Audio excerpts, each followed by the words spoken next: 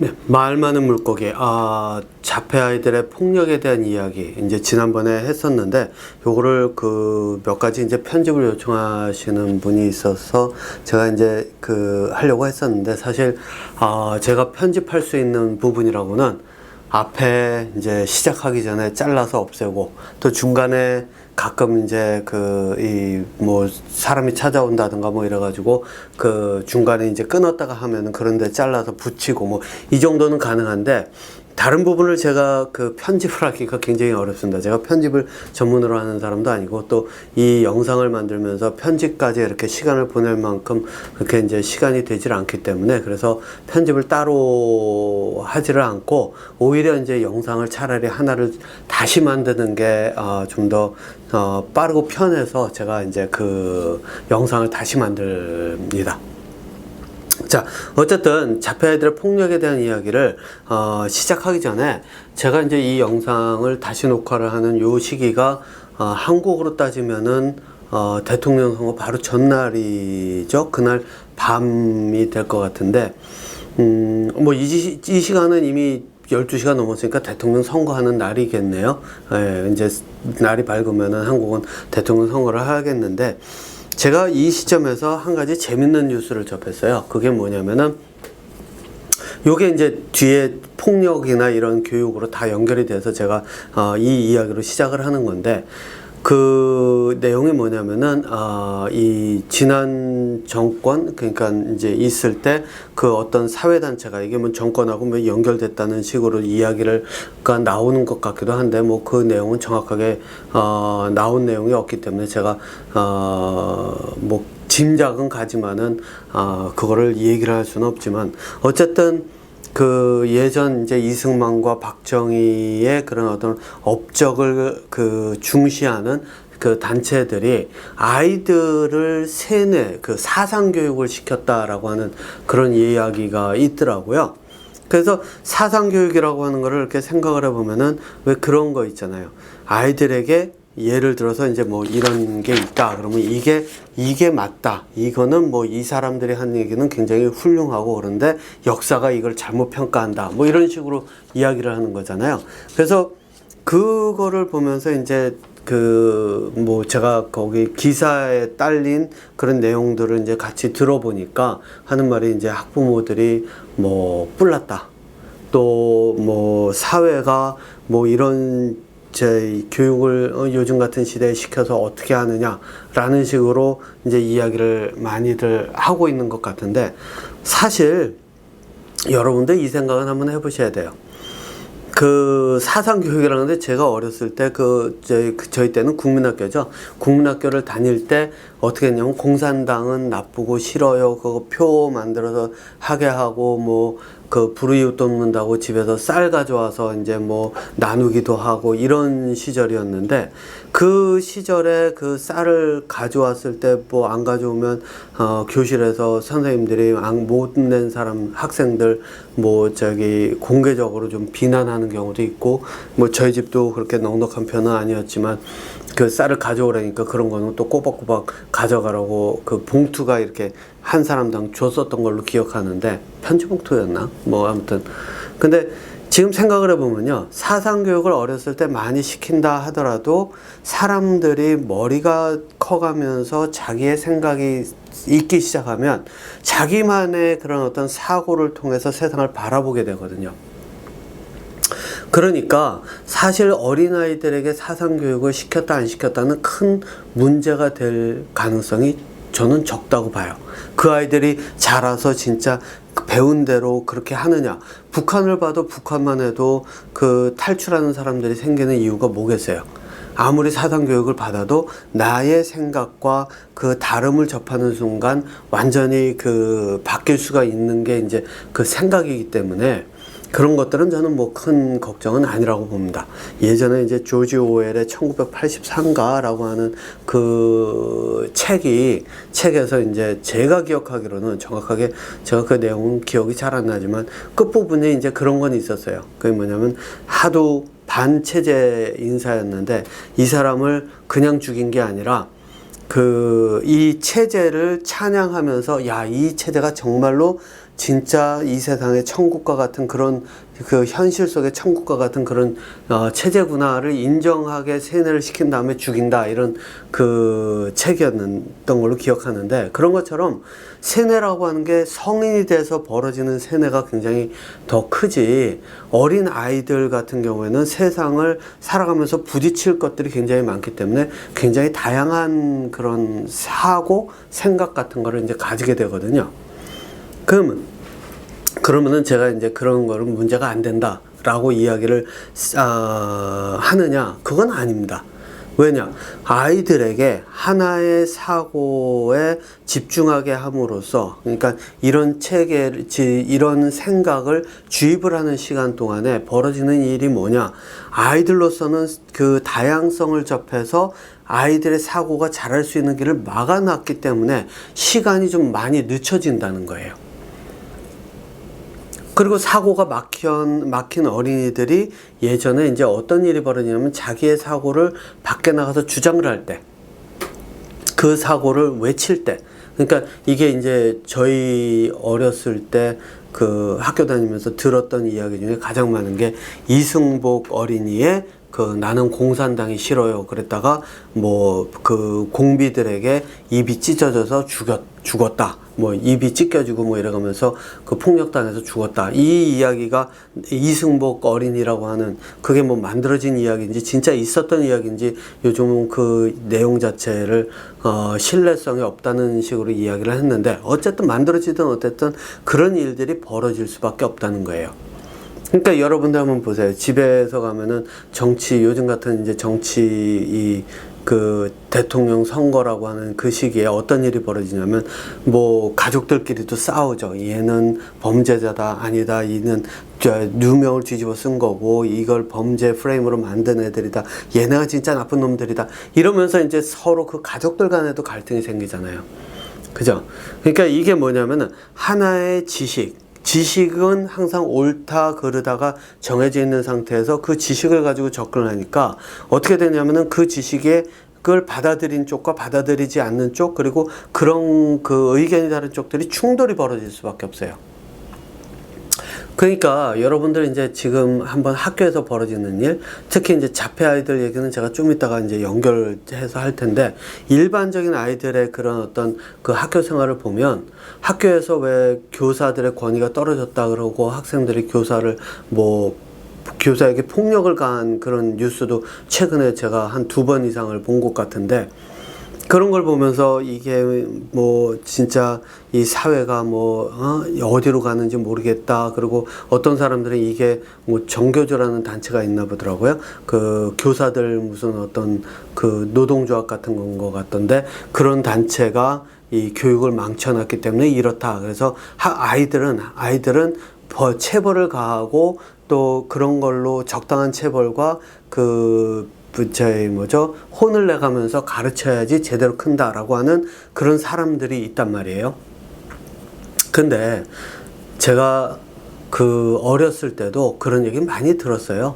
이게 뉴스 기사화가 되질 않았을 뿐이지 실제로 그런 얘기가 굉장히 많았거든요. 그게 뭐냐면은 제가 들은 이야기 중에 가장 좀 충격적이었던 것 하나만 들자면은, 교사가 학생을 맨날 때리기도 하고, 공부 못한다고 저것도 하고, 막 행실이 바르지 않다고 막 이렇게 하니까 어떻게 했냐면, 골목길에서 도끼 들고 가가지고, 손도끼 들고 가가지고 교사 잡아뜨려 가지고선 교사 위에 올라타 가지고 너 이 새끼 내가 죽인다고 그렇게까지 했었던 이야기. 물론 이제 실제로 그 일은 벌어지진 않았지만, 그래서 그 교사가 누워서 이제 도끼가 날라올 것 같으니까 아이고 잘못했습니다라고 빌었다는 이야기.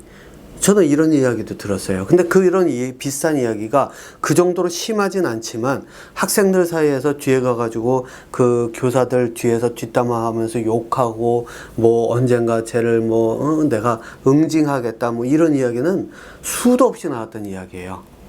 그런데 지금의 그 학생들이 그렇게 한다라고 하는 것이 그 신문이나 이런 데 나오니까 사람들에게서는 이게 지금 이게 문제다라고 하는 거지, 사실 저희 때만 해도 그런 이야기들이 없지 않았거든요. 신문 기사에는 하나도 실리질 않았죠. 물론 당연히. 바로 이런 것들이 있는데, 제가 이제 앞에서 그 이념을 가지고 사상교육을 시킨 이야기, 그러니까 세뇌를 시키는 거나 마찬가지인 그 이야기를 가지고 시작을 한 이유가 뭐냐면은, 그런 아이들이 밖에 나와서 그런 이념을 떠드는 순간 그것이 아니다라고 하는 쪽과 부딪히면 충돌이 일어나고 거기서 폭력적인 그런 현상들이 벌어질 수밖에 없다는 거예요. 그래서 이게 그러면은 이제 여러분들께서 이런 생각을 하실 거예요. 그러면 자폐 아이들은, 우리 아이들은 그 자폐가 있어서 그러한 그 학교에서 가르쳐주는 그런 교육도 제대로 배워 익히지도 못하고, 또 지식이라고 하는 걸 가르쳐줘도 이게 아이들이 관심사가 없어서 듣지도 않고, 그러다 보니까 아이들은 그런 것들을 그 머릿속에 그 남지도 않는데, 그럼 왜 이런 갈등이 생기고 폭력적이 되면서 왜 저희 이 집안에서 특히 부모님들과도 이렇게 그 부모님들에게 반항까지 하느냐, 이런 질문이 나올 수가 있죠. 기본적으로 그 이 폭력이라고 하는 거는 지식을 가르치는 교육에서 벌어져요. 그렇기 때문에 학교에서 교사들이 그 폭력에, 학생들의 폭력에 가장 무방비 상태로 노출된 건 사실이에요. 왜냐? 가르치는데 학생들이 나는 저희 가르쳐 주는 거 저 사람 얘기 안 믿어. 그리고 물론 지식적인 면에서는 가르치는 게 교과서에 있는 거를 교사들이 가르치기 때문에 그거는 이제 사회가 이런 교과서를 써서 이런 지식을 가르치면 된다라고 하는 어떤 인증을 해준 상태잖아요. 그러니까 교사들은 당연하게 이걸 내가 가르칠 수 있다가 되고 학생들은 배워야 한다가 들어가는데, 그러다 보니까 앞에서 얘기한 그런 사상교육과 같은 그런 현상이 그대로 벌어진다는 얘기예요. 그러니까 사상교육의 지금 교육의 문제는 사상교육의 문제, 지금 그렇게 했다가의 문제가 아니라 지식을 가지고 가르치는 모든 교육이 다 문제예요. 그러면은 아이들에게 가르쳐야 되는 거는 뭐가 필요하냐면은 그 지식을 가지고 받아들여라가 아니라 스스로가 판단하고 생각해 가면서 그거를 거르면서 내가 어떤 생각을 가지고 어떻게 이런 지식들을 소화해낼 수 있는가, 그 방법이 들어가야 되는데 이게 안 되니까 계속 충돌이 벌어진단 말이에요. 자, 그러면 이제 한번 볼게요. 자폐 아이들의 폭력으로 돌아가서 부모님들은 어떤가? 그죠? 요게 지식을 가르치는 게 그대로 복사해서 아이들에게 들어가서 붙여서 벌어지는 현상이 뭐가 있냐면 바로 훈육입니다. 훈육에는 어떤 게 들어가죠? 야, 양치질해. 옷 입어. 지금은 이거 하는 거야. 학교 가야지. 너 숙제 해야지. 너 이거 해야지. 이거는 이렇게 하는 거 아니야. 사람 때리는 거 아니야. 너 저희 사람한테 그렇게 저희 친구 만나면 이렇게 인사하는 거야. 그리고 머리 숙이는 거야. 손 흔들어. 너 헤어질 때 손 흔들어. 이런 이야기들. 이런 것들이 모두 지식에 속한다는 거예요. 그러니까 이게 그대로 이어지면 학교에서 가르치는 지식, 야, 공산당은 이런, 공산주의는 이런 거야. 뭐 민주주의는 이런 거야. 뭐 그 길을 가다가 뭐 할머니 할아버지들이 무거운 거 들고 가면 이런 걸 도와줘야 되고 이런 건 착한 일이야. 이거는 나쁜 일이야. 이대로 옮겨갈 뿐이에요. 주제가 달라질 뿐이지 훈육에서 다루는 그 내용들이 그대로 학교 교육으로 들어간단 말이에요. 1 더하기 1은 2야. 2 더하기 2는 4야. 뭐 미분을 할 때는 이렇게 푸는 거야. 뭐 고기 잡을 때는 이렇게 해가지고 잡으면 돼. 그래서 심지어는 고기 잡는 때 그 낚시 같은 거 가잖아요. 잘한다는 사람들이 어떤지 아세요? 팔짱 딱 끼고, 야, 그렇게 하는 거 아니야. 너 그러면 못 잡아. 이렇게 해가지고서는 해야 돼. 그걸 안 따라 하잖아요. 그럼, 야, 가르쳐줘도 못하니? 막 이래요. 그죠? 낚시하는 데서도. 취미생활인데. 그러다 보니까 또 어떤 일이 벌어지죠? 제대로 따라하지 못한, 에이, 이 바보 같은 놈. 가르쳐줘도 못하네? 그런데 어느 순간 그 사람이 고기를 낚았다 그러면, 아, 저건 운이 좋아서 그런 거야. 쟨 실력 형편도 없어. 이렇게 간단 말이에요. 자, 이게 뭐를 뜻하느냐? 바로 지식을 가지고 가르치면서 아이들을 가르칠 때 벌어지는 현상이고, 훈육이라고 하는 그 형태가 다른 형태로 어린아이들에게 접근을 할 때 벌어지는 거예요. 제가 오늘은 이 폭력에 대한 그 내용을 요번에는 그 적으신 분, 질문하신 분 내용을 여기다가 이제 띄워놓지를 않았는데, 지난번에 다뤄서 대충 내용이 이제 머릿속에 있기 때문에 그냥 컴퓨터에다가 띄워놓지 않고 그냥 진행을 하는데, 그런데 이 훈육을 가지고 가장 사람들의 믿음을 산 사람이 있어요. 그게 누구냐? 오은영 박사예요. 그래서 금쪽 같은 내 새끼, 뭐 공개적으로 다른 프로 뭐 다 빼고 공개적으로 금쪽 같은 내 새끼에서 이 사람이 하는 거를 딱 보면 스스로를 박사님이 막 이래가면서, 그죠? 자랑스럽게 이야기하면서 내 말이 맞아. 내가 너희들을 바꾸고 있어. 내가 저 부모들, 당신들을 그 편안하게 해줄 수 있어. 이게 딱 보일 만큼 자부심이 딱 보이는 그런 모습으로 박사님이 막 이래가면서 얘기를 하잖아요. 그죠? 예. 근데 그 사람이 강조하는 게 뭐냐? 훈육이에요. 그러면은 아마 자폐아이를 키우시는 부모님들은 이런 얘기를 하시는 분들이 있을 거예요. 그럼 난 진짜 훈육을 해야 되나? 지난번에 자폐아이에 대한 내용을 나오면서 이 오은영 박사가 그 얘기를 하더라고요.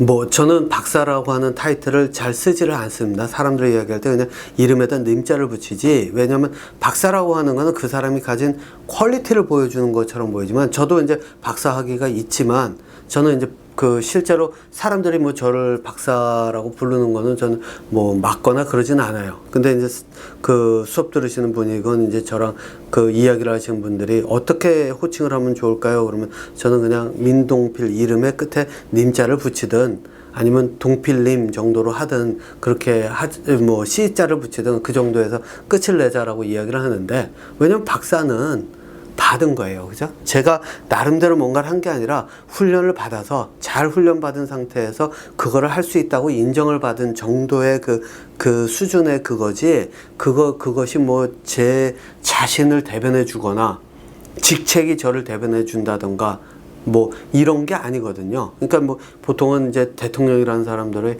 뭐 윤석열 대통령 보니까 딱 뒷짐짓고 야 이래가면서 하잖아요. 이 대통령이라고 하는 그 감투가 이 사람을 이미 지배를 한 거나 마찬가지거든요. 근데 제가 볼 때 오은영 박사, 오은영 님도 마찬가지예요. 이 박사라고 하는 타이틀, 그 의사라고 하는 타이틀이 이 사람을 이미 지배를 한 상태로 이제 딱 가기 때문에 이렇게 자기가 이렇게 딱 자신 있게 막 이렇게 나가면서 하는 것처럼 보이는데, 주제는 이제 그게 아니니까. 어쨌든 그 사람이 하는 게 뭐 이 자폐 아이들은 지금부터 가르쳐서 이 아이들을 바꿔야 된다라고 이야기를 해요. 그래야지 이제 사회와 이제 좀 무리 없이 어울린다. 그렇죠. 사회와 무리 없이 어울리죠. 개들 보세요. 짖는 개들이 있으면은 계속해서 훈련시키고 가르치고 그 개들이 좋아하는 간식 줘가면서 꼬시고, 안 되면은 그 체벌하고 멱살 붙고. 제가 그 철책에 있을 때 군견병이 그 실제로 이제 군견 개가 그 개들이 사실 그 보직 그 저걸로 보면 이 일반 병보다 높아요. 그래서 저희가 뭐냐면 이 개들 같은 경우에는 훈련을 뭐 시키기도 어려워서 그렇지만은, 그래서 이제 잘 대우를 해주는데 다치거나 그러면은 헬리콥터로 데려간다는 얘기가 있거든요. 근데 일반 병들은 저희 때만 해도 헬리콥터는 그 고사하고 그 저희 심지어는 걷지 못하면은 저희 음식 나르는 케이블카 타고서는 올라간 적도 있다는 얘기를 들었는데, 저희가 오지에 있어서 이제 그 실제 음식을 그 차로 올 수가 없어서 케이블카 같은 작은 걸로 해가지고 보내거나 뭐 이제 그런 식으로 했었는데, 어쨌든 이제 그런 정도의 그 대우를 받는 개인데, 군견병한테만큼은 그렇지는 않았죠. 왜? 군견병 이 개가 사람을 그 병사 한 명을 문 적이 있거든요. 그러니까 바로 멱살 붙들고 그냥 그 소리 지르면서 이 개를 훈련을 다그치고 그 다음에 이제 가둬놓고 벌을 줬다 그러더라고요. 그러니까 이런 일들, 그 개와 같이 훈련을 시키면, 그죠? 안 돼, 하지마, 하는 거 아니야. 물론 그렇다고 아이들을 멱살 잡고 흔들거나 이렇게 오은영 박사가 얘기하진 않죠. 대신에 이제 말 안 하고 가만 냅두면서 아이 스스로 이제 지쳐서 복종을 하게, 정신적으로 복종하게, 아니면 뭐 폭력 쓰려고 그러면 뭐 안아주거나 뭐 이래가면서 꼭 안고서는 버틴다든가 뭐 이런 식으로. 요거는 저는 뭐 저도 추천을 합니다. 자폐 아이들 같은 경우 갑자기 다른 아이들 머리채를 잡는다든가 이렇게 요거는 폭력과는 좀 달라요. 그 아이들이, 그 자폐 아이들이 그렇게 행동할 때는 그거는 그 자기가 그 친구들과 어울리는 방법을 익힌 적이 없기 때문에 어떻게 해야 될지 모르기 때문에 머리채를 잡는다든가 가서 막 이렇게 잡는다든가 그런 거지. 그게 폭력의 시작이라고 저는 이야기하진 않아요. 폭력은 이제 제가 좀 이따가 다시 이야기를 하겠지만 그런 거. 그래서 이제 여러분들 그거는 구분을 하셔야 되는데 이제 어쨌든 오은영 님이 그런 식으로 가르친단 말이에요. 부모를. 그리고 그렇게 하면 예, 먹히죠. 왜? 개들한테도 먹히는데 인간한테 그 아이들한테 안 먹히겠어요? 먹혀요. 왜? 이거는 동물적 본능을 통제를 하는 거기 때문에 그래요. 그런데 이 아이들은 인간이란 말이에요. 그러다 보니까 어떤 일이 벌어지느냐, 오은영님의 그 접근법이 딱 보면은 두 가지로 갈라져요. 여러분들 이제 그거를 그 프로를 보시는지 모르지만 제가 그 이제 프로를 가끔 보는데 제가 보다가 이제 신문 기사에서 뭐 이 어떤 아이가 나왔다 그러면 이거 한번 볼까 뭐 이런 식으로 갔는데 제가 본 게 이제 폭력성을 가진 아이들 10대 아이를 다루는 내용이 이제 그 있길래 제가 그걸 봤어요.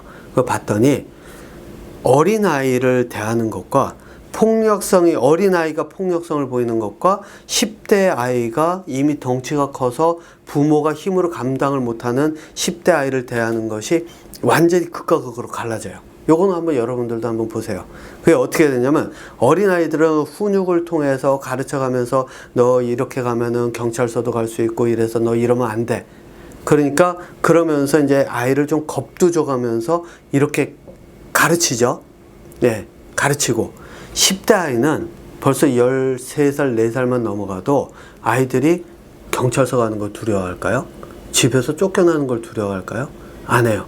그러니까 그때는 오은영님이 어떻게 접근을 하느냐, 이건 그 프로 보시면 나올 거예요. 등치가 진짜 커서 14살인가 5살인가 뭐 정확하게 기억은 안 나는데 어쨌든 이미 부모의 그런 어떤 완력으로는 감당이 안 되는 아이니까 이제 하는 게 뭐냐면 아이의 의견을 들어주고 아이의 그런 거를 스스로 바뀔 수 있도록 그 기다리면서 뭐 이런 식으로 접근을 하더라고요. 제가 정확하게 그런 식으로 이야기를 했는지는 저는 기억이 안 나요. 그 프로를 본 지가 좀 됐기 때문에 제가 그거를 제 몇 회 차인지 이런 거 적어 놓고 있다가 요거를 실제로 이 오은영님에 대한 이야기를 자녀 교육의 그 관점에서 한 번 더 다룰까 했었는데 그거를 여행 갔다 오면서 잊어먹고 있다가 안 하고 있는데 뭐 다루게 될지 여기서 이야기를 하니까 또 다시 다루지는 않을 것 같아요. 어쨌든 그런단 말이에요. 그러면은 어렸을 때는 훈육을 통해서 막아야 되는데 등치가 커지면은 이제는 힘도 안 되고 그러니까 훈육이 통하지 않으니까 아이의 말을 들으라고 그런 아이의 의견을 존중해 줘야 된다는 식으로 이야기를 하는 거예요. 완전히 정반대죠. 왜 이 큰 아이들은 그렇게 가르치면 안 돼요? 네. 그런데 여러분들 어린아이들에게 너 이러면 경찰서 가 막 이러면서 좀 겁도 주고 이러죠? 이게 먹힐 것 같아요? 예, 처음에만 먹혀요. 언제까지 먹히느냐? 아이가 실제로 경찰서를 갔다 오고 나면 그 다음부터는 확 달라져요. 왜? 이게 감옥에 한번 들어갔다 나온 사람들이 자기 별 달았다 그러잖아요. 감옥 들어온 거. 그거를 처음 갔다 온 사람들은 이제는 그 세계로 들어가는 거예요. 나는 이미 정과를 가지고 있으니까. 그럼 별 달았다는 걸 어떤 식으로 이 사람들이 받아들이는지 아세요? 자랑으로 받아들여요.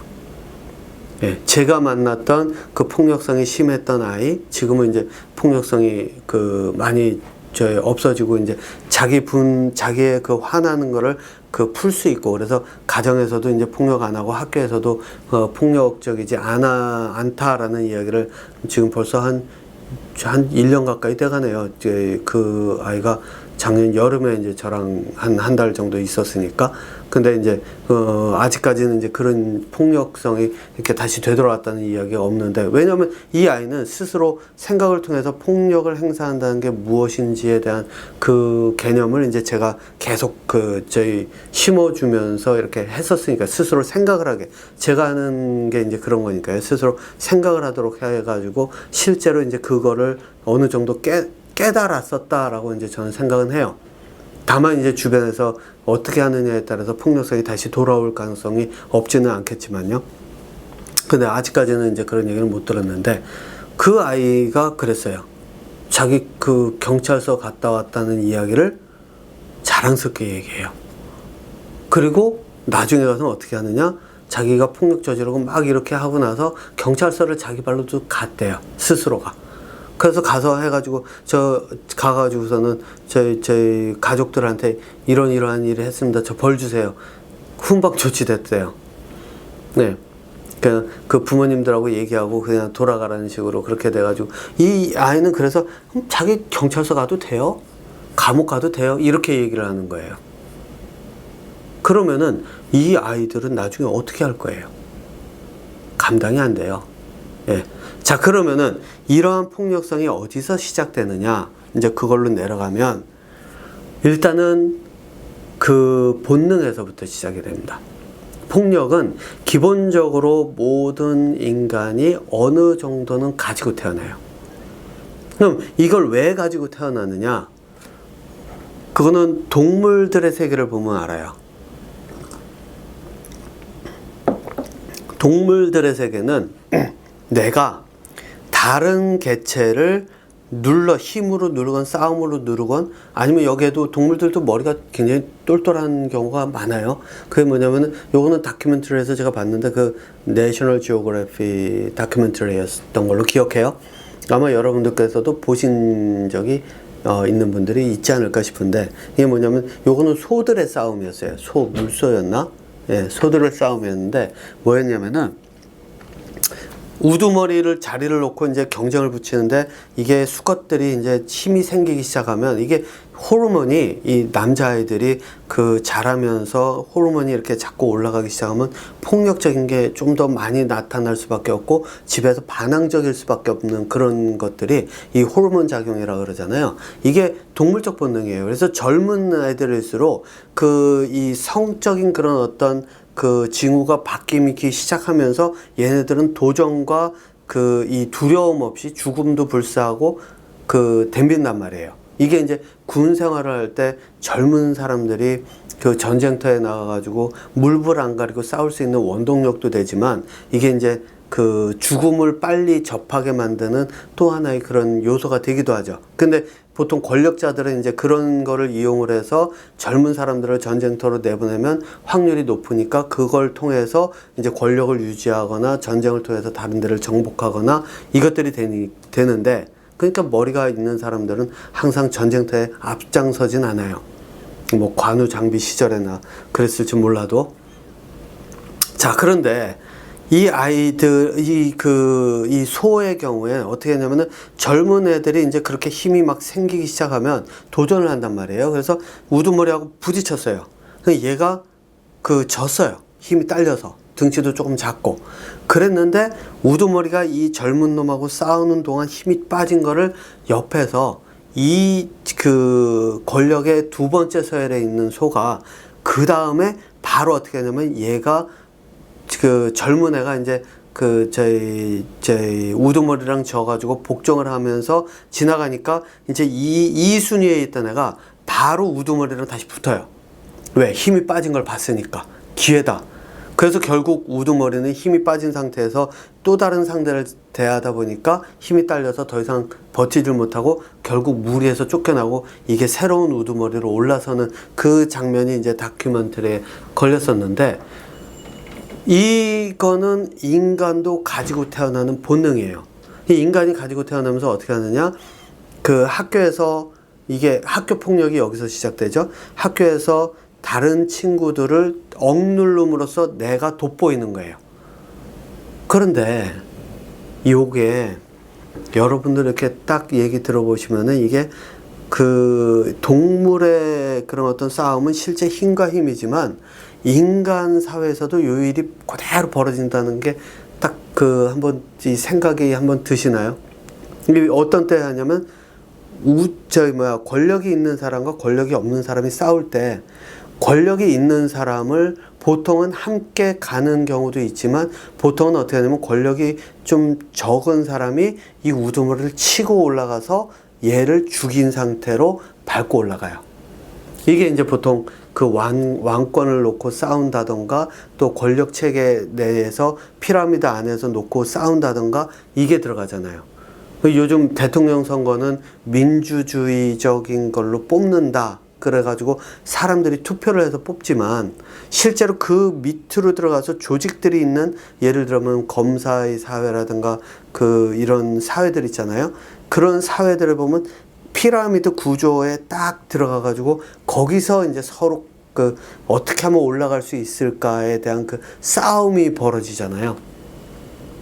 또 다른 형태의 동물의 세계라고 저는 얘기합니다. 그래서 이제 그런 거를 저는 개판이다라고 부르는데, 이런 식의 어떤 것들이 자연스럽게 사람들은 받아들이지만 이거는 동물적인 두뇌의 본능에서 오는 거란 말이에요.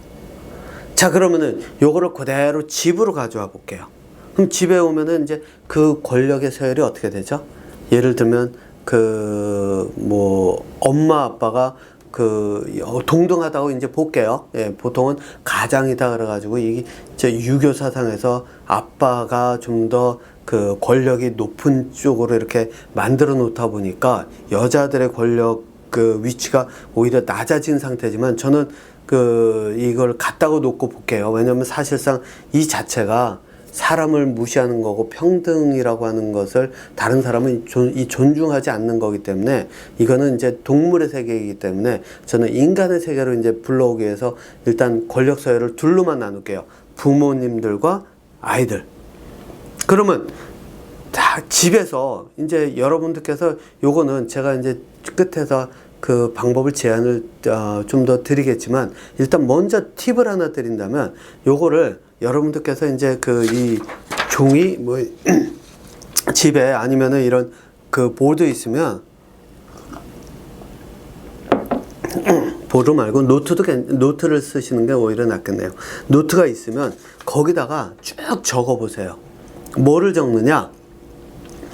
그러니까 부모로서 나예요. 내가 아이에게 하는 말들을 쭉 적어 보세요. 근데 거기에다가 그거를 적어 놓고 당장 보지 마시고 한 일주일 정도 있다가 그걸 한번 쭉 훑어보세요. 그러면은 거기서 내가 하는 말 중에서 아이를 가르치려고 하는 것, 이건 지식의 전달이에요. 이건 이렇게 하는 거야, 이건 이렇게 하는 거야. 그러니까 훈육이죠. 훈육하는 말들이 얼마나 들어갔는지 한번 살펴보세요. 그러면은 여러분들께서 아마 그 생각이 드시는 게 있을 거예요. 훈육하는 말이 많은 그 안에서, 예를 들어가지고 훈육하는 그 말이 많을수록, 또는 아이가 훈육하는 형태로 접근하면서 아이에게 접근할 때 아이가 확 반응하는 게 튀어나올 거예요. 그 질문을 유튜브에 적어주신 분이 뭐라냐면, 아이의 그 감정이 1에서 10으로 나누면 1, 2 정도 있다가 갑자기 90으로 확 뛰어버리고 그 이상으로 뛰어버린다라고 하는데, 그게 바로 계기가, 여러분들께서 그거를 한번 살펴보시면 그런 것들이 있을 거예요. 물론 사람에게는 스스로에 대한 화가 나서 그것 때문에 주체를 못하는 경우도 있어요. 하지만 어린아이들이 그럴 가능성은 굉장히 적다고 저는 보이거든요. 네.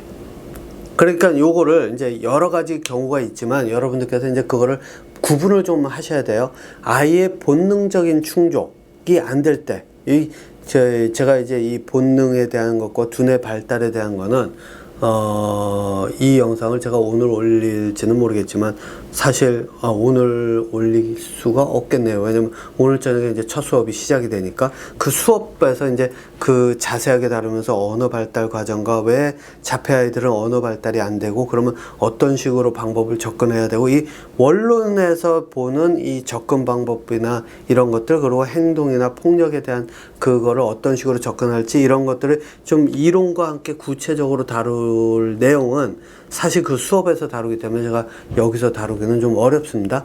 네, 여기서는 왜냐면 그 원론적인 이야기가 그게 쉽지가 않아요. 그러니까 지금 이 영상을 보시는 분들 중에서 이제 제가 그런 피드백을 좀 받았는데, 그게 뭐냐면, 이게 내용이 좀 어렵다. 그래서 자꾸 이렇게 돌려서 보고 그러는데 소화가 잘 안 되는 부분도 있다라고 하시는 분들이 있는데, 그럴 수밖에 없는 게 이거는 일방통행이잖아요. 그죠? 제가 아무리 설명을 구체적으로 하려고 한다 하더라도 예제가 있으면 이제 제가 좀 구체적으로 설명은 할 수가 있어요.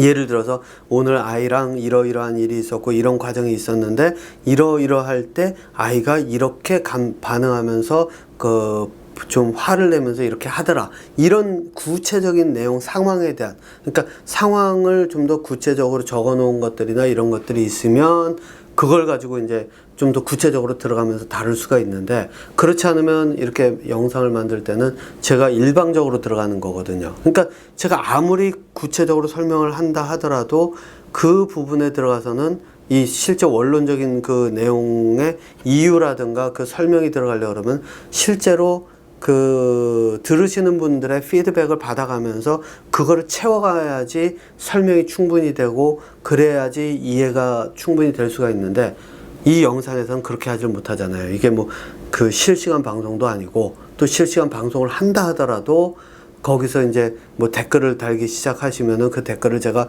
보면서 이렇게 방송을 하다 보면 이게 집중이 흐트러질 수밖에 없고, 예, 수업은 그 이 말로써 주고받는 거기 때문에 물론 이제 댓글을 다시는 분도 있지만은 주로는 이제 대화로서 왔다 갔다 하기 때문에 제가 댓글을 보면서 이렇게 그 좀 이 진짜 초점이 흐려질 만한 그런 일들이 이제 별로 없기 때문에 이제 그런데, 여기서는 이제 그게 안 되기 때문에 제가 가장 좀 제가 보는 관점에서 풀어서 여러분들께 전달을 하는 거잖아요. 그렇기 때문에 이게 실제로 부족한 부분들이 굉장히 많이 있단 말입니다. 그래서 이제 제가 이 깊이 있게 다루지를 못하는 이유가 이제 거기에 있는데, 어쨌든 그렇습니다. 그래서 여러분들께서 이제 그거를 보시면 알 수가 있어요. 그게 뭐냐면, 아이가 어떨 때 할지 그 화를 내고 폭력적이 되는지를 녹음을 하든 영상을 찍든, 뭐 요즘 뭐 카메라, 소형 카메라 같은 것도 뭐 얼마든지 나와 있으니까 그런 걸로 몰래 카메라 찍으라는 얘기 아니에요. 아이들이 카메라를 찍는 것 같으면은 행동이 딱 달라질 수가 있으니까 그거 말고 실제로 어디다가 이제 좀 감춰놓고라도, 아이를 탓하기 위한 몰래카메라가 아니라 부모님들께서 이 복기를 할 수 있도록 아이와의 관계 속에서 어떤 일이 벌어져서 왜 이런 현상이 벌어졌는지 그거를 복기라 그러나요? 기록을 다시 보는 것? 예. 이게 참 한자로 쓰는 말들이 굉장히 좀 어려워서 좀 안 쓰려고 하는데, 어쨌든 다시 되돌아보면서 이제 이런 말들을 좀 줄이도록 할게요. 다시 되돌아보면서 그것들의 원인을 찾을 수 있는 용도로 쓰게끔 한번 하신 다음에 그 다음에 아이와의 관계를 한번 쭉 살펴보세요. 그러면은 아이들의 행동이 두 가지로 나뉠 거예요. 그게 뭐냐면, 하나는 본능에서 오는 경우. 본능에서 오는 경우는 어떤 경우냐, 말 그대로 이거는 어른들도 마찬가지죠. 제가 예전에 이컬러지, 대학에서 이컬러지 강의를 할 때 했는데, 그때 이제 예로 쓰려고 했던 게 뭐냐면, 상어에 이제 개체 수가 줄어들면 어떤 일이 벌어지느냐, 그리고 왜 상어의 개체 수가 줄어드느냐를 이야기를 하는데, 그 예제로서 썼던 유튜브의 영상이 있어요. 그게 뭐냐면 40대 중국 여자로 보이는데, 중국에서는 이 상어 지느러미 요리가 황제가 먹었다 그래가지고 굉장히 고급 요리로 하고, 그러다 보니까 자기 상어 지느러미 요리 내놓으라고 막 이렇게 따지다가 나중에 결국은 어떻게 하는지 아세요? 바닥에 들어 누웠어요. 내놓으라고. 상어 지느러미 요리 내놓으라고. 아이들도 똑같죠. 길바닥에 가다 보면 아이스크림 사달라고 뒤집어지는 아이들. 요거는 욕구 충족에 대한 본능에서 오는 반항이자, 또 그럴 때 막 아이들이 부모 때리거나 막 이런 경우 있죠. 예, 이거는 욕구 충족, 생존 본능에서 오는 반항이라고 보시면 돼요. 요거는 조금 달라요. 그래서 요런 것들을 다루는 방법은 실제 두뇌 발달과 연결을 시켜가면서 아이들의 두뇌를 원초적 본능에서 이제 저는 이제 지난번에 제 회사에서 하는 자폐에 대한 설명을 할 때 거기다 썼는데, 요거는 제가 말 많은 물고기에도 올려놓은 거니까 한번 보시면 될 거예요. 근데 두뇌 발달 단계를 6단계로 나눴잖아요. 그 단계들을 그대로 따라가면서 아이들의 두뇌 발달을 시키면서, 언어 발달과 두뇌 발달을 시키면서 끌어내오는 용도로 쓸 때 시작점이고, 폭력은 제가 여기서 이제 이야기하는 폭력은 뭐냐면, 부모님들이 아이를 훈육을 하거나 이런 걸 할 때 오는 그 폭력이에요. 특히나 아이들은 외부에 있는 사람들에 대한 그 반항과 폭력보다 부모에 대한 반항과 폭력이 일어날 가능성이 훨씬 커요. 예, 학교에서 교사들한테 반항할 확률보다 집에서 부모님들한테 반항할 확률이 크거든요. 왜? 이것도 본능이에요. 기본적으로 아이들이 가지고 태어나는 모든 생명체예요. 이 모든 생명체는 어떻게 하냐면 부모 때 가지고 있는 그것들을 바탕으로 그 다음으로 갈 수 있는 진화를 해요. 그러면 부모를 넘어서야 되잖아요. 근데 가르친다는 거, 훈육이라고 하는 거는 뭐냐면은 여러분들 요거는 개를 보시면 알아요. 훈련받은 개. 훈련받은 개가 하는 게 뭐죠? 가르친 사람이 시키는 걸 그대로 하는 거예요. 그러면은 아이들이 부모의 이야기를 훈육을 받아서 부모가 시키는 대로 그대로 하면 어떻게 되죠? 부모의 삶을 살아요. 부모가 시키는 삶. 부모의 삶도 아니에요. 부모가 시키는 삶. 그러면 이 아이들이 부모를 넘어설 수 있을까? 학교도 마찬가지예요. 교사가 가르치는 대로 살아가요? 그러면 이 아이들이 교사를 넘어설 수 있을까? 예전에 왜 옛말에 그런 얘기 있죠? 스승을 넘어서는 제자 없다는 이야기. 뭐 이게 천재들에게는 해당되는 건 아니죠. 이제 아인슈타인, 뉴턴 이런 사람들 또는 뭐 가깝게는 스티브 잡스, 죽었지만 스티브 잡스와 같은 사람들, 그 사람들이 스승이라고 하는 사람들이 필요가 없을 정도로 그 이상으로 갔잖아요. 그렇죠? 그래서 그런 사람들이 있어요. 천재들이라서 좀 다를 뿐이지. 또 천재적인 그런 수준까지 이르는 사람들. 근데 이것도 헷갈리시면 안 되는 게 뭐 예를 들어서 악기를 굉장히 잘 다룬다. 이거는 천재적인 사고와는 거리가 먼 거예요. 이거는 몸을 잘 쓰는 정도. 네. 그리고 이제 조금 생각이 다른 사람들보다 조금 그 하나의 틀 속에 있는 사람보다 조금 낫다는 정도. 즉, 스승을 넘어선다라고 뭐 실력으로는 그럴 수 있겠죠. 두뇌로서는 그 정도는 아니라는 얘기인데, 어쨌든 그런 경우는 이제 따로 빼놓고, 아이들은 부모님들이든 누구든 밟고 올라서서 한 단계를 더 진화를 하고자 하는 그러한 그 본능을 가지고 있어요. 그러면 부모가 어떤 대상으로 보이겠어요? 경쟁의 대상이자 밟고 올라서야 되는 디딤돌로 보이는 거죠. 그러니까 반항할 수밖에 없어요. 학교에서도 학생들의 기본적인 본능 속에는 욕구가 있어요. 어떤 욕구냐? 교사들이 있으면 난 저런 교사들보다도 더 올라갈 거야. 나를 가르치는 저 사람들보다 더. 이거는 권력 체계도 마찬가지죠. 들어가서 예를 들어가지고 회사에 들어갔는데 어떤 신입사원이 나는 평생 신입사원으로 살 거야 이러겠어요? 아니죠. 나는 회사 중요까지 올라갈 거야. 나 진급해서 여기까지는 갈 거야. 이게 기본적으로 깔려 있단 말이에요. 그럼 올라가려면 어떡하죠? 내 위에 있는 사람을 밟아야 돼요. 그러니까 내 위에 있는 직장 상사라고 하는 사람들이 뒷담화의 대상이 될 수밖에 없는 게, 내가 밟고 올라가야 될 대상인데 걔가 맨날 나한테 이렇게 시키고 나 짜증나게 만드니까 내가 옆 뒤에서 그 사람 욕을 할 뿐이에요. 아이들도 그대로 그러한 본능을 가지고 있다고 보시면 됩니다. 자폐 아이들은 그런 게 없느냐? 아니에요. 자폐 아이들도 그게 다 있단 말이에요. 표현을 못할 뿐이지. 자, 그렇기 때문에 그러한 상태면 어떠냐면, 가르치는 거를 배워가지고는 본능 속에서 이미 알고 있어요.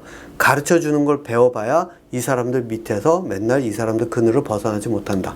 부모님들이 가르쳐 주는 걸 아무리 내가 배워봐야 부모의 그늘을 벗어나지 못한다. 그러니까 내가 어떻게 해야 되느냐? 이걸 넘어설 수 있어야 되는데, 그럴 때 자꾸 부모님들, 교사들, 누구든 주변 어른들이 나를 가르치려고 한다. 그럼 어떡하겠어요? 반항해야죠. 네. 그래서 여러분들 가끔 보면은 칭찬을 하면 오히려 화를 내는 저희 사람들도 있어요. 그리고 여러분도 한번 이 생각을 해보세요. 그 부부 사이에 이제 혼자가 되신 분들이 아니라면 아니면 혼자가 되신 분들도 일단 그 자폐 부모님이라고 한다면 한 번은 결혼을 하셔서 결혼 생활을 하셨었을 테니까 한번 요 생각을 해보세요. 부부 사이에 서로가 서로를 칭찬을 하는데, 예를 들어 가지고 남편이 골프를 가지 않고 그 집안일을 했어요. 그럼 남편한테 가서 야, 잘했어. 정말 오늘 너 진짜 오늘 저 집안일도 이렇게 해주고 정말 고마워. 너무 잘했어. 등 두들겨주면서 막 이렇게 칭찬해줘 보세요. 남편들이 좋아하던가요? 반대로 그 아내에게 설거지하고 뭐 이래가면서 해놨는데 굉장히 집안 청소도 잘해놓고 딱 들어와가지고 그걸 보면서 야 진짜 당신 뭐 이렇게 설거지도 해놓고 야 잘했어 이렇게 하는 거야 앞으로도 이런 식으로 해 이렇게 칭찬하고 박수 쳐주면 어떻던가요? 제가 볼 때는 돌아서서 제 눈에서 레이저 안 나오면 다행이에요. 그럴 때는 딱 하나 하는 방법이 있죠. 뭐냐면 이렇게 해주고 이거 되게 시간 많이 보내고 힘들었겠네 고생 많이 했겠네 팔다리라도 좀 주물러 줄까 이러면 얘기가 달라져요. 요거는 칭찬이 아니라 그 사람이 한 행동에 대한 그 어려움이 있었을 거고 그런 것들을 함으로써 뭐 몸이 굉장히 피곤할 수 있겠다 이거를 인정을 해주는 거잖아요. 예, 인지를 해주는 그러니까 이것도 한자가 너무 많아가지고 이 한자를 요즘 피하려고 꽤나 제 생각은 하는데 글을 쓸 때는 그냥 일부러라도 쓰는데 예, 근데 한자를 좀 안 쓰려고 하는데 이런 것들을 어떻게 한국말이 있을지는 제가 생각을 좀 해봐야 되겠습니다. 어쨌든 내가 알고 있다. 내가 그게 이런 것이 이렇게 되면 당신이 힘들 수 있다는 걸 알고 있다. 또는 당신의 노고를 내가 충분히 이해하고 있다. 라고 하는 것까지 해주는 정도에서 딱 멈추면 모든 것들이 원만한 정도가 아니라 서로가 서로의 그런 어떤 상황을 인정하면서 대화가 될 수 있는 물꼬가 트이거든요. 그래서 저는 똑같은 이야기를 부모님들께 아이들에게 그렇게 접근하라고 이야기를 해요. 그러면 이 얘기는 뭐냐? 칭찬 빼고 칭찬 중에서도 이제 가끔 쓸 수는 있어요. 근데 그것도 방법의 문제예요. 근데 이 칭찬하는 방법이 아이들한테 무조건 잘했어 이러면은 그거는 이제 오히려 역효과를 가져오고 칭찬을 하더라도 그 사람이 해왔던 것들 앞에 얘기한 제가 있죠. 당신이 이러이러하고 그러면 지금 몸도 피곤하고 이랬을 텐데 정말 잘해줬어 고마워 이렇게 얘기를 하는 거는 천지 차이거든요. 이때는 칭찬이 들어가지만 칭찬과 함께 다른 게 들어갔잖아요. 뭐냐면 설명, 그 사람이 해왔고 어떤 거를 했는지에 대한 설명과 그걸 통해서 내가 그거를 이야기를 함으로써 그 사람에게 내가 그걸 충분히 이해하고 있고 진짜 그럴 거라는 걸 내가 인정한다라고 하는 게 들어가 있잖아요. 그죠? 바로 그런 것들이 있는 상태에서 칭찬이 들어가면 얘기가 다르거든요. 근데 그거를 구분하는 게 처음에는 쉽지는 않을 거예요. 그러면 이제 자폐 아이들에게는 특히나 부모이기 때문에 칭찬이 몸에 배요. 그러면 잘했어 이렇게 하는 거야. 양치질 딱 하고 나면 야 양치질 했어 브라보 그러면서 그죠? 네, 요런 거는 자제를 하시는 게 나아요. 왜? 그 칭찬은 처음에는 먹혀요. 근데 시간이 지나면은 내가 하고 있는 걸 계속 하고 있는데 왜 내가 칭찬을 계속 받아야 되지? 이게 들어가는 순간 아이들은 칭찬해 주면은 고개 휙 돌려요.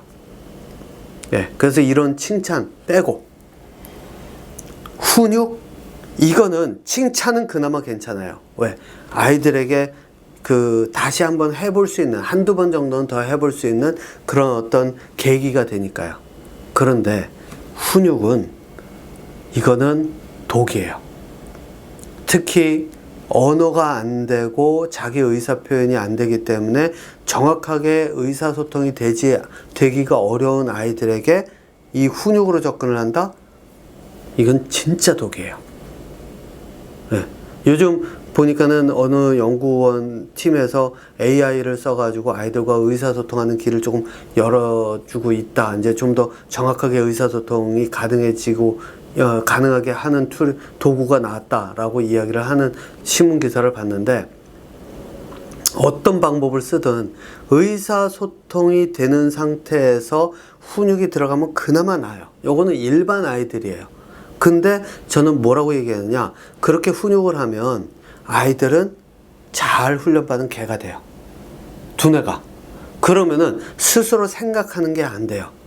그 스스로 생각하는 게 안 되는 아이들이 제가 앞서서 이야기한 그 내용들 있죠. 어디 가가지고 했는데 이승만과 박정희의 업적이 이렇고 그런데 이게 이제 진실이고 막 이러면 이런 아이들은 그걸 그대로 받아들인 다음에 밖에 나가서 그걸 그대로 써먹어요. 왜? 배운 거를 그대로 써먹으니까. 그럼 그대로 써먹으면 어떤 일이 벌어지죠? 그 주변에 있는 사람들이 그 아이가 하는 말을 듣고 이게 무슨 개소리야 라고 생각하는 순간 이 아이는 말 그대로 통제받지 않고 제대로 그 길들여지지 않은 개가 돼버려요. 네. 사람 보고 짖는 개가 돼버린단 말이에요. 그럼 개 취급 당할 수밖에 없어요. 그러니까 이제 그런 식으로 가는 그 초석을 깔아주는 부모님들이 부모님의 손으로 아이들의 그 삶을 개와 같은 삶이 살도록, 그래서 밖에 나가면은 그 개의 무리들 속에서는, 그 같은 무리 속에서는 박수받고 칭찬받지만 그게 아닌, 예를 들어서 이 다수가 다른 형태의 생각을 가지고 있는데 거기서 이런 이야기를 해버리면 그냥 미친 개가 돼버리는 거예요. 그 초석을 부모님들이 깔아놓는 게 돼버린단 말이에요. 네, 일반 아이도 그래요. 그런데 자폐 아이들은 더하죠. 근데 자폐 아이들이 한 가지 사회성이 없어서 그런 것들에 대해서 관심이 없어요. 그러다 보니까 이제 어떻게 하느냐, 그 일반 아이들 같은 경우에는 눈치 봐가면서 또 한번 혼날까 뭐 이런 거, 혼나지 않고 칭찬 받아보려고 하면서 또 박수 주고 상장 주고 막 이러니까, 요게 이제 그 개로 치자면은 이 간식 같은 거, 개들이 좋아하는 간식 주는 거나 마찬가지예요. 그렇게 하면은, 그러니까 그걸 막 좋아서 따라가고 이렇게 되는 거를 자폐 아이들은 잘 하지를 못해요. 그쪽으로 가기가 어려워요. 그러니까 이제 그 반항과 반항을 하다가 어떻게 되죠? 10대가 되면 더 이상 이 부모님들이 힘으로 감당이 안 되고, 그러면 힘으로 감당이 안 되니까 어떻게 하죠? 도움을 얻어야죠. 네, 그래서 제가 봤던 기사 중에 제일 좀 여러분들께 아마 충격으로 다가갈 수 있는 그런 게, 이게 정확하게 자폐였는지는 기억이 안 나요. 네, 저는 자폐로, 제 머릿속에서는 기억이 자폐였는데 정확하게 자폐였는지 모르겠는데, 10대인지 20대인지 아무튼 덩치가 굉장히 큰 아이가 있는데 이 아이를 통제하지 못하니까 부모님들이 경찰을 불렀어요. 경찰을 불렀더니 경찰이 이제 도와주려고 했는데 이게 철길 주변이었던 걸로 기억하는데, 철길 주변이었죠. 그랬더니 아이가 이제 자기 이제 반항한다고 철로를 아예 붙들고서 있는데 힘이 너무 세서 경찰 2명이 달려들었는데도 안 됐는데, 결국에서는 아이를 경찰 2명이 떼어놓긴 했지만 경찰관 1명이 거기서 이제 기차에 치여서 숨진 걸로 제가 기억을 하는데, 그런 기사를 본 기억이 있거든요. 그래서 지금 아이가 이제 어리다면, 또 10대 중반 아이들도 마찬가지라고 보시면 돼요.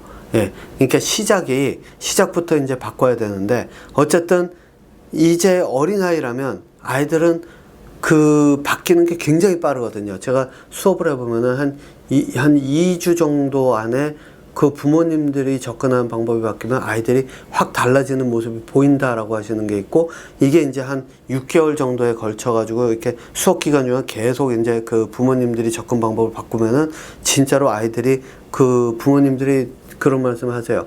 우리 아이가 이런 모습을 보이는 건 처음 봤다. 우리 아이가 이런 말을 하는 거는 처음 봤다. 이렇게 얘기를 하시는 게 이제 나타나기 시작을 하는데, 근데 이제 그거는 저는 뭐라고 얘기하냐면, 아이들이 가지고 있던 잠재력이 표현이 될 뿐이에요. 이게 아이들이 못하고 있는 게 아니라 그냥 할 기회가 없었고 그런 기회가 주어지지 않았는데, 그런 기회가 주어져서 잠재력이 발휘가 되기 시작하는 거예요. 그러면 교육을 통해서 가는 게 뭐냐면, 그런 잠재력을 다 끌어낸 다음에 그 다음부터 두뇌 발달이 이제 시작이 되는, 그 두뇌 발달을 위한 교육으로 들어가거든요. 그런데 어쨌든 그런 두뇌 발달로 가게 되는데, 그렇게 가려고 하면 아이들과 의사소통이 돼야 돼요. 그럼 도구를 써서 의사소통, 아까 얘기한 AI 도구를 써서 의사소통하고 뭐 이런 것들, 이걸로 가능할까? 이걸로 의사소통은 가능하지만 문제는 아이들이 스스로 자기의 그런 어떤 발달이 이루어질 수 있도록 이끌어가는 것은 어렵다는 거예요. 의사소통만 가능할 뿐이죠. 예. 그래서 처음에는 의사소통이 가능하도록 그런 모든 도구를 써든 뭐를 하든, 하지만 제일 중요한 거는 아이들이 부모와 의사소통하겠다는 의지가 있어야 돼요. 의지가 없으면 옆에서 뭐 AI 도구 아무리 좋은 거 갖다 놔도 안 먹혀요. 그럼 그런 의지를 어떻게 생기도록 하느냐? 그 의지를 막고 있는 장벽을 다 없애야 돼요. 그래서 아이들의 의지가 드러나게 만들어야 되는데 그 방법이 뭐냐? 제가 이제 아까 말씀드린 것처럼 훈육이라고 하는 거를 일상에서 다 빼셔야 돼요. 오은영님이 강조하는 훈육, 이거는 개나 주면 돼요. 이 실제로 제가 그 영상 만든 거 있어요. 오은영의 훈육법 개나 주자. 이 말 많은 물고기 아니라 다른 채널에다 올린 건데, 예, 그런 이 훈육법은 개나 줘야 돼요. 훈육법을 다 빼고 나면 아이들이 변화가 생기기 시작하고, 그러면은 아이들이 부모와 의사소통하겠다는 의지가 생기기 시작하고, 그때부터 의사소통을 시작할 수 있는 방법을 찾는 거예요. 그러니까 여러분들 이제 제가 여기서 이제 다시 한번 제안을 드리는데, 뭐를 제안을 드리냐면, 노트 한 권 주문하셔가지고 일단 그 영상을 찍던 녹음을 하던 그 부모님들과 자녀들, 아이들 사이에서 벌어질 때의 상황을 유추할 수 있는 것들을 다 준비를 해보세요. 그리고 그거를 덮어뒀다가 바로 보면은 이게 안 보여요. 예. 한 좀 일주일 정도는 둬야 돼요. 일주일 정도 두고 덮어뒀다가 그걸 열어보시고 거기서 아이들에게 내가 훈육했던 것들, 훈육하면서 가르치려고 했던 것들. 그래서 이제 실제 교육은 아이들이 내가 배운다라는 생각이 없이 배울 수 있도록 그 가르치는 그 방법이 이제 가장 효과적이고 그게 이제 아이들 두뇌 발달로 이어지게 할 수 있는 교육법인데, 이 교육법은 뭐 기존의 교육에서 보지를 못한 거잖아요. 제가 처음으로 이제 그걸 만들어서 체계적으로 만들어서 그거를 이제 부모님들 교육에다 적용을 시키는 건데, 어쨌든 제일 첫 번째는 제가 그 방법을 여기서 이제 이 유튜브 채널을 통해서는 다 다루기는 어렵고, 기본적인 내용을 이제 제가 다루지 않다고 하는 게 이제 그런, 앞에서 말씀드린 것처럼 이거는 이제 실제로 주고받고 해가면서 이 상황에 맞춰가지고 계속 바꿔나가면서 해야 되는데, 어쨌든 부모님들께서도 혼자서라도 해보세요. 일주일 정도 지난 다음에 딱 들여다보면 글을 쓴다는 게 그런 거거든요. 이게 글을 쓰든 비디오를 다시 한번 되돌려서 본다는 이야기가 뭐를 뜻하냐면, 내가 객관화된 내 모습을 보는 거예요. 내가 객관화된 내가 했던 말들을 보는 거예요. 그러니까 내 입에서 나온 말들을 객관화시켜서 보는 거거든요. 그러니까 그거를 보면서 하다 보면 그때는 보일 거예요. 뭐가 보냐면, 이건 내가 가르치려고 하는 의도가 있었어. 이거는 내가 아이를 뭐 칭찬을 했는데 아이에게 이런 행동을 자꾸 하도록 유도하려고 하는 그런 게 있었어. 이런 것들을 다 분류해 가면서 빼야 돼요. 그 다음에 어떻게 하느냐? 그걸 분류를 한 다음에는 보면은 이런 말들을 했었지. 그러면 그런 말들을 많이 적어 놓으면은 그게 뭔지 보이잖아요. 그럼 그런 말들을 머릿속에 집어넣었다가 이런 말들을 하지를 않는 거예요. 그러면은 이게 어떻게 될까요? 아마 여러분들 요거는 테스트 해 보시면은 이 생각이 드실 수가 있어요. 뭐냐? 야, 그럼 내가 할 말이 없는데? 예. 무건수행이라고 있잖아요. 예. 무건수행으로 들어가는 거예요. 네. 자, 그럼 할 말이 없으니까 할 수 있는 게 없죠? 예. 그러면은 뭐가 들어가느냐? 아이들이 필요로 하는 거, 욕구 충족, 그것만 일단 들어가고, 또 할 수 있는 게 없고, 할 말도 없으니까 아이들이 하는 것들을 그냥 자유롭게 보면서 아이들이 다치지만 않게, 위험하지만 않은 것만, 않도록 그냥 위험하지 않도록만 안전만 신경을 쓰면서 나머지는 다 열어 놓으세요. 그리고 나면 그 다음부터 하는 게 뭐냐, 내가 아이에게 가르치려고 했던 말들을 바꿔야 돼요. 뭘로 바꾸느냐, 아이들에게 가르치지 않고 아이들을 가르칠 수 있는 말로 바꿔야 돼요. 그러니까 아이들은 내가 엄마 아빠가 나를 가르치고 있구나를 느끼지 못하는 상태에서 아이들이 그거를 배워가면서 엄마 아빠가 그 깔아놓은 그 길을 갈 수 있도록 유도를 하는 거예요. 그러니까 이게 흔히 얘기하는, 속담으로 얘기하자면 왜 그런 거 있죠? 소를 물가로는 끌고 가도 물을 마시게 할 수 없다라고 하는 거 있죠. 예. 물가로도 소가 스스로 가게 하고 물을 마시는 것도 소가 스스로 마시게끔. 보면은 왜 그런 경우 있잖아요. 분명히 소를 데리고 가야 되는데 가다 보면 이 소를 이끌고 가는 사람은 알죠. 이렇게 가다 보면 저기에는 물이 없으니까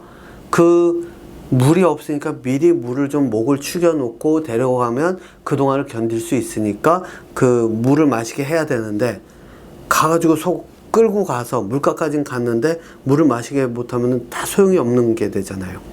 그죠? 요거를 인간의 두뇌로 그대로 바꿔가지고 아이들이 스스로 물가로 가서 스스로 목을 축이게끔, 그래서 미래를 대비해서 가는 길을, 부모가 보는 그 미래로 가는 길을 아이들이 함께 갈 수 있도록 준비시키는 과정이라고 보시면 돼요. 그런 말로서 바꿔야 돼요. 훈육했던 말들, 또 가르치려고 했던 것들을, 위험한 거는 빼고요. 위험한 거는 훈육이 직접 들어가야 돼요. 그러니까 제가 훈육을 전혀 하지 말라고 하는 게 아니에요. 오은영 박사의 훈육법, 오은영님의 훈육법은 아이들을 바꿔가지고 행동 패턴을 바꾸는 거지, 그건 위험하지 않은 것까지 간섭을 하는 거잖아요. 그게 아니라 훈육이 필요할 때는 위험할 때, ABA 같은 그 행동을 교정하는 게 필요할 때는 아이들이 그 행동 때문에 위험해질 때, 이럴 때 하라는 거지 훈육을 전혀 하지 말라는 건 아니라는 얘기입니다. 자, 그러니까 여러분들께서 이제 제가 제안한 대로 한번 해보세요. 제가 그 뒤에 말을 바꾸거나 어떤 식으로 가고, 이거는 구체적인 사례가 있어야 제가 그런 것들을 다룰 수가 있기 때문에 여기서는 다루지는 못하고요. 예, 아마 공개 코칭 세션, 제 웹사이트에 여기 적어놨는데, 이 웹사이트에 가시면은 공개 코칭 세션이 있거든요. 그거는 매주 그냥 시간 되면 등록하고 들어오실 수도 있고, 아니면은 10회, 요번 여름에는 10회 하게 되는데 10번 강의 그 공개 코칭 세션을 한 번에 등록하고 들어오셔도 되고, 뭐 그거는 여러분들께서 하시면 되는데, 그럴 때 이제 오셔가지고 물어보시면은 제가 거기서 좀 더 구체적으로 다룰 수 있을 겁니다. 그리고 또 한 가지 제안을 드리는 건, 제가 쓴 책 요거, 자폐아이 두뇌 발달을 통해 세상과 연결하는 방법, 요거를 안 읽어보신 분들, 왜냐면 요거가 가지고 있는 그 안에 내용이 다 있어요. 행동, 그 자폐아이가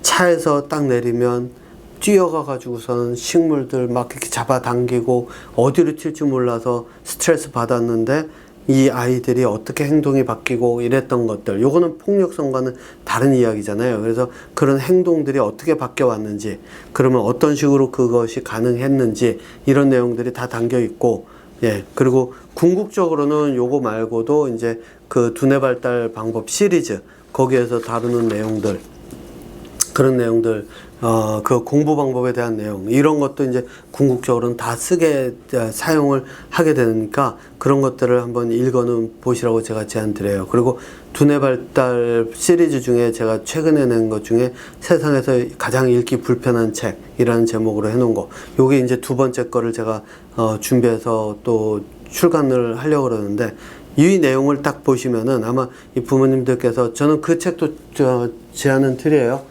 읽어보시라고. 제가 여기 있나? 여기 있네요. 요거. 예, 요거. 요 책. 표지가 요거고, 그 다음에, 요거 말고, 두뇌 발달 방법 시리즈 중에는, 요거. 예, 요 두 가지. 요 두 개가 있는데, 요거는 공부 방법이 같이 들어간 거예요. 그러니까 요거는, 제가 요거에 짧은 버전으로 두뇌 발달 과정이라고 하는 거를 그 과정에 대한 거를 자폐 부모님들 용어로 해가지고 따로 그 교재로 만들었는데, 요거는 수업 들으시는 분들에게만 무료로 드리고, 아니면은 이제 그 공개 코칭 세션은 해당이 안 됩니다. 이거는 실제 이제 그 수업, 정규 수업을 들으시는 분들에 해당하는 건데, 요거는 일반인 분들, 수업 안 들으시는 분들도 다운 받으실 수 있어요. 근데 이제 제가 그 돈을 뭐 2불 50인가? 예. 제가 그렇게 맞춰놨던 걸로 기억하는데, 그거를 지불을 해야 된다는 게 이제 조금 차이가 나고, 제가 이제 말씀드리려고 하는 건 요 내용이에요. 여기에 있는 내용은 실제로 아마 이거를 읽어보시면은 진짜 불편하다. 어떤 분이 요거 편집하실 때 어떤 분이 그 편집 도와주시면서 읽으면서 많이 불편하더라고 그렇게 말씀하셨는데, 진짜 많이 불편하신 부분이 많을 거예요. 그런데 여러분들 그 생각은 하셔야 돼요. 이 내용이 불편하면 내가 아이들에게 접근할 때 이 접근이 어렵다고 보시면 돼요. 그래서 실제로 이 내용이 굉장히 이 내용이 그 처음엔 불편해도 이 내용들이 편안해질 수 있도록 이제 바꿔가야지 아이들에게 접근할 때 자유롭게 접근할 수 있는 길이 열려요. 네. 그러니까 여러분들께 제가 이제 요 책들은 제가 제안은 드립니다. 자, 어쨌든 폭력에 대한 주제로 다루는 내용은요, 여기서 마치고 저는 다음에 새로운 주제로 또 다시 찾아뵙도록 하겠습니다.